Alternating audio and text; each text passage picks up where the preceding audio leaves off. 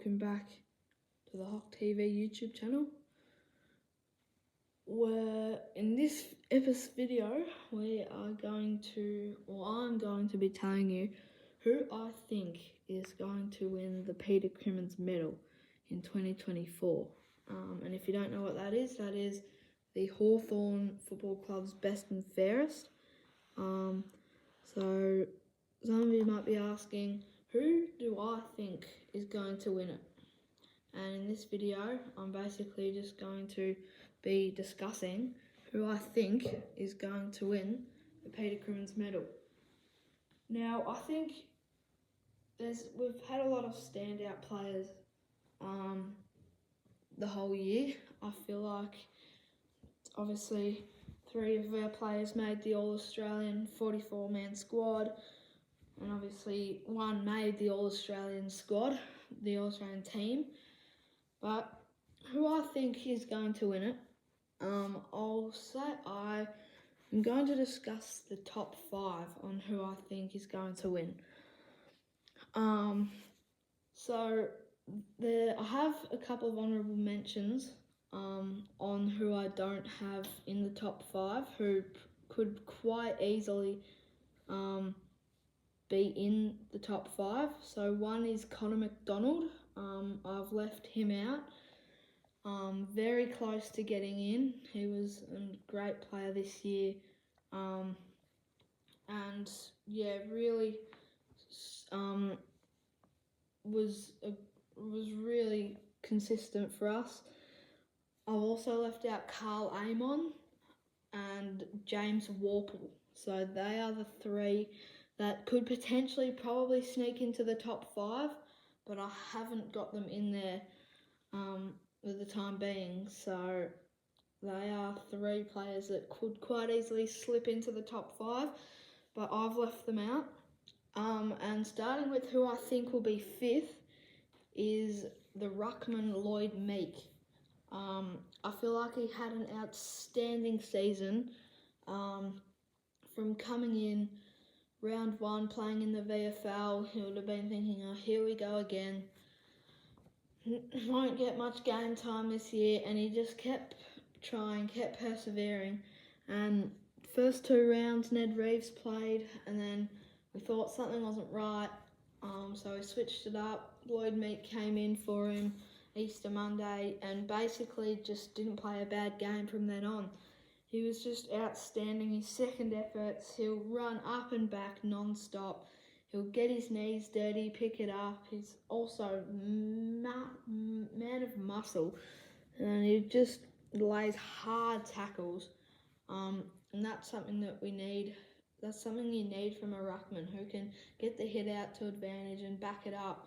And the amount of times that he's given it on a dish to Newcomb or Warple or Day or Mackenzie is just, his hit out to advantages are so key and help us to move the ball forward in attack. And he works back defensively. He's took a few intercept marks. And he can kick goals too, which is what Ned Reeves struggles to do when he's in the team. But yeah, Lloyd Meek basically didn't do a thing wrong the whole season. And I think he's going to be very important for us in the years to come. So I think he will be coming 5th. Now, 4th is maybe stiff not to be up a bit higher, but I've gone with the captain, James Sicily. I feel like he could easily slip into the top 3. I haven't got him in there though. He obviously wasn't his best year. He missed I think maybe 5 games, 4 or 5 games due to the shoulder injury. And that just proves how good of a player he is. If he misses 5 games due to an injury and still makes the 44-man All-Australian squad, his rebound 50s, he gets the ball and he's a beautiful kicker of the football. He can find a gap where there isn't one. And he's got a laser right foot. His vision is amazing off of half back, and then he just he can leave his opponent and just do anything, and that's why I feel like Tom Barras will be so important for us next year. Is that he can lock down him and Frost, or him and Battle, or him and Scrimshaw, can lock down the key players, and Sicily can basically just roam free and do what he likes across that half back line, and that's going to be very deadly for other teams next year if Sicily can just roam around half back, intercept like Harris Andrews does, and just with that laser foot get the hawk ball started off of half back. So probably it wasn't his greatest year, but still had a very good year, even an injury interrupted year, and he's had surgery on that shoulder, and he'll come back next season, hopefully not injured again, and have an even better season as captain as he did, and hopefully lead them one step further in the final series next year. So now on to the top three.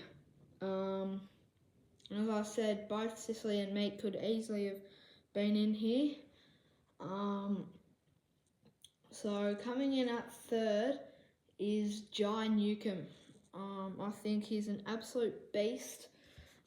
His stoppage work has been absolutely class, and Jai Newcomb again wouldn't be third if it wasn't for Lloyd Meek as well. Like him and Lloyd Meek have such good synergy. Like just knowing where he's gonna tap it, knowing where Jai's gonna be, and just when Newcomb gets on the run and streams through the middle with his stiff arm, he's just an absolute bull. He's contested ball beast. Picks it up, rams through everyone. And he's a good inside 50 kick, which always helps. And yeah, when Newcomb's on fire, he's very hard to stop, as you saw against Bulldogs, 35 disposals and a goal, which is which is hard to do as a mid, 35 disposals and kick a goal. But yeah, Meek is a big part of Newcomb's career and how he plays. And yeah, they've really supported each other. And John Newcomb's had a phenomenal year. Probably maybe his best year. Maybe last year was just a bit better, but he could be a very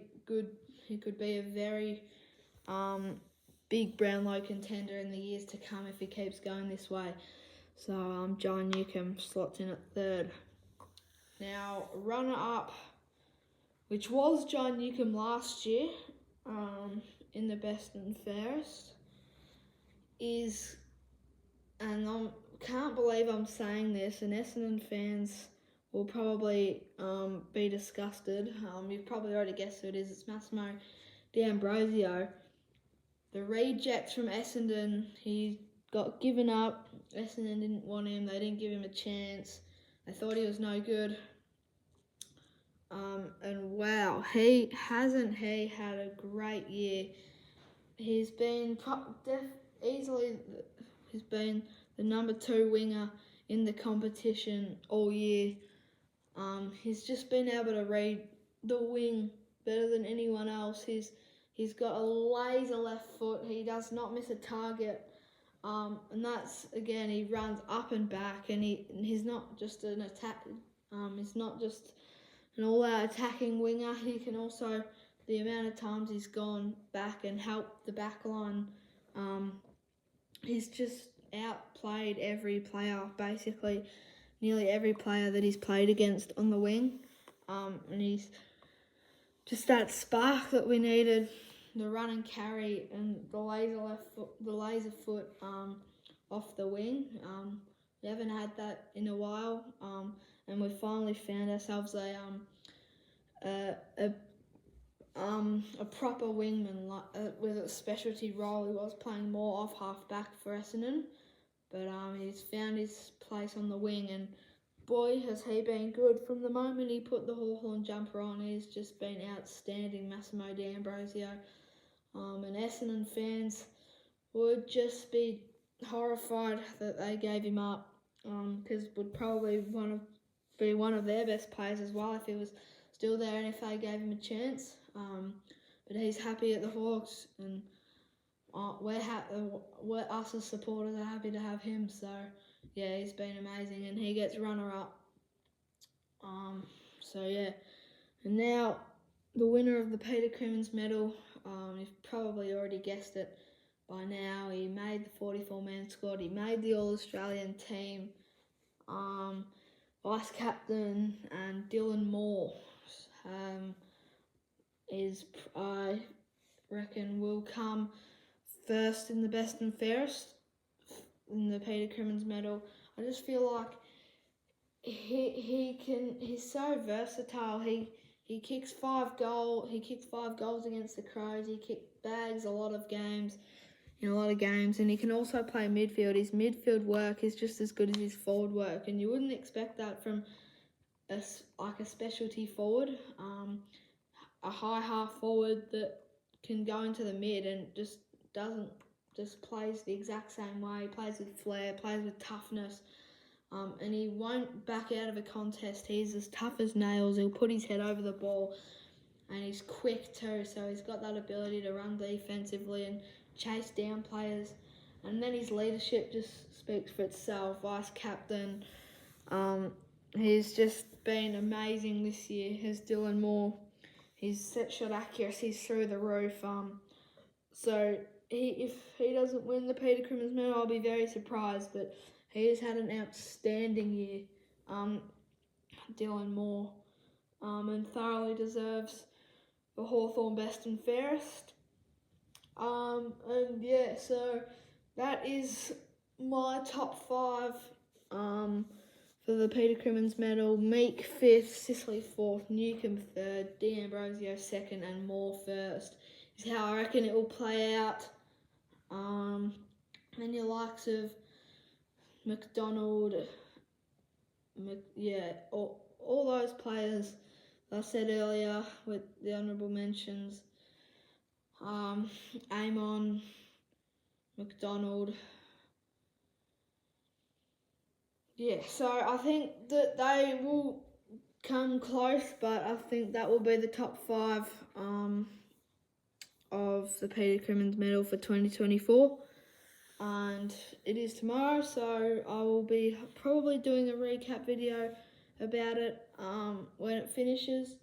But until then, stay safe, go Hawks.